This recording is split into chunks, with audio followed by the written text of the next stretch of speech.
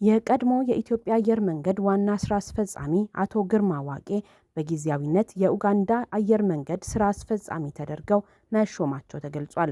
የኡጋንዳ ትራንስፖርት ሚኒስቴር ይፋ ያደረገው ደብዳቤ እንደሚያስረዳው አቶ ግርማ ዋቄ የኡጋንዳ አየር መንገድ ተጠባባቂ ዋና ስራ አስፈጻሚ ሆነው ተሾመዋል።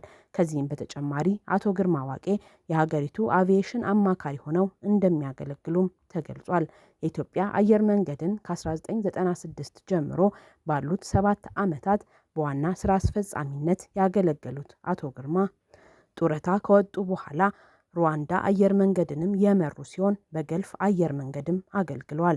በ1984 ዓ.ም የተቋቋመው የኡጋንዳ አየር መንገድ ትርፋማ አለመሆኑን ተከትሎ ከ1993 ጀምሮ ለ18 ዓመታት ያህል ለመዘጋት ተገዶ ነበር።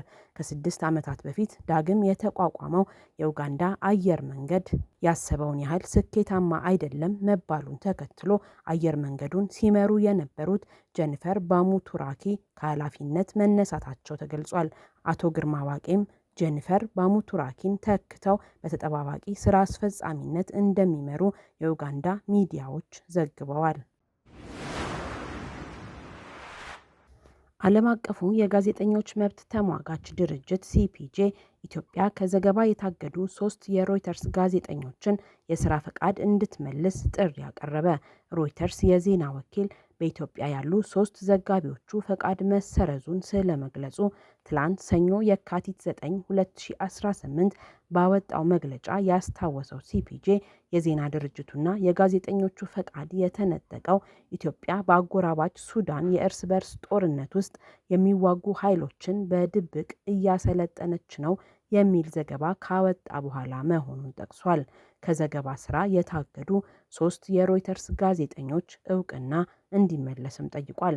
የሮይተርስ ዘገባ እንደሚያመለክተው የኢትዮጵያ መገናኛ ብዙሃን ባለስልጣን የጋዜጠኞቹን የስራ ፈቃድ ለማደስ ፈቃደኛ ካለመሆኑን በተጨማሪ ባለፈው ቅዳሜና እሁድ በአዲስ አበባ የተካሄደውን 39ኛውን የአፍሪካ ህብረት የመሪዎች ጉባኤ ለመሸፈን ፈቃድ አልሰጠም።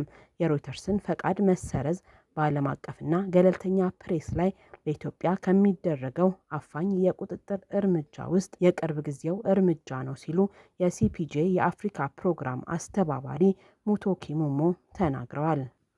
የኢትዮጵያ ባለስልጣናት የሮይተርስን ፈቃድ መመለስ አለባቸው ያሉት ሙሞ በተጨማሪም በሌሎች ገለልተኛ መገናኛ ብዙሃን ላይ የጣሉትን ማዕቀቦች ማንሳትና ጋዜጠኝነትን እንደ ስጋት ማየታቸውን ማቆም አለባቸው ሲሉ አሳስበዋል።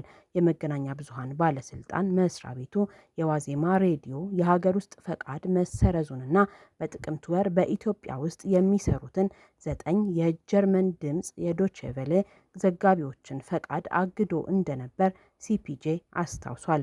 በኋላ ላይ ግን 7ቱ የጀርመን ድምፅ ዘጋቢዎች ስራቸውን እንዲቀጥሉ ቢፈቅድም ከትግራይና ከአማራ ክልል የሚዘግቡ 2 ዘጋቢዎች አሁንም እገዳ ተጥሎባቸው እንደሚገኙ ጠቅሷል። ከቤንሻንጉል ጉሙዝ ክልል ወደ ኢትዮጵያ ብሔራዊ ባንክ የገባው የወርቅ ምርት ካለፈው ዓመት በእጥፍ መጨመሩ ተገለጸ። በዘንድሮ በጀት ዓመት 6 ወራት ከቤንሻንጉል ጉሙዝ ክልል ወደ ማዕከላዊ ብሔራዊ ባንክ የገባው የወርቅ መጠን ባለፈው ዓመት ተመሳሳይ ወቅት ከነበረው ጋር ሲነጻጸር ከእጥፍ በላይ ብልጫ ማሳየቱ ተገልጿል። ብሔራዊ ባንክ ለወርቅ አቅራቢዎች የሚከፍለውን ማበረታቻ ማሳደጉ ለክልሉ የወርቅ አቅርቦት መጨመር በዋና ምክንያትነት ተጠቅሷል። የቤንሻንጉል ጉሙዝ ክልል በ2018 በጀት ዓመት 6 ወራት ውስጥ ከልዩ አነስተኛና ባህላዊ ወርቅ አምራቾች ለመሰብሰብ ያቀደው 3525 ኪሎ ግራም ወርቅ ነበር። የክልሉ ርዕሰ መስተዳድር አቶ አሻድሊ ሐሰን ከትላንት በስቲያ እሁድ ለክልሉ ምክር ቤት ባቀረቡት ሪፖርት በመንፈቅ ዓመት ውስጥ ለብሔራዊ ባንክ የገባው የወርቅ መጠን 4158.6 ኪሎ ግራም እንደሆነ አስታውቀዋል።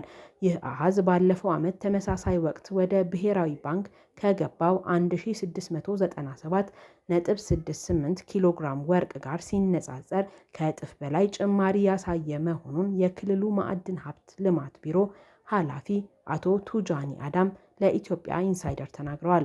ብሔራዊ ባንክ ለወርቅ አቅራቢዎች የሚከፍለውን ማበረታቻ ማሳደጉን ተከትሎ አምራቾች ምርታቸውን ወደ ህጋዊ መስመር በማስገባታቸው የክልሉ የወርቅ አቅርቦት መጨመሩን ኃላፊው አስረድተዋል።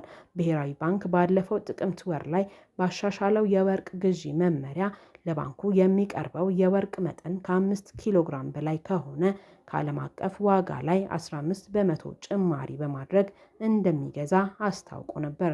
በተመሳሳይ መልኩ ከ250 ግራም ጀምሮ እስከ 5 ኪሎ ግራም ወርቅ ለሚያቀርቡ አቅራቢዎች ከዓለም አቀፍ የወርቅ ዋጋ ላይ 5 በመቶ ጭማሪ በማድረግ ክፍያ እንደሚፈጽም ባንኩ በወቅቱ ገልጿል። የማበረታቻ ካመጣው ለውጥ ሌላ የቤንሻንጉል ጉሙዝ ክልል ለበርካታ ልዩ አነስተኛ አምራቾች ባለፉት 6 ወራት ውስጥ የስራ ፈቃድ መስጠቱ ለክልሉ የወርቅ አቅርቦት ማደግ በተጨማሪ ምክንያትነት ተጠቅሷል።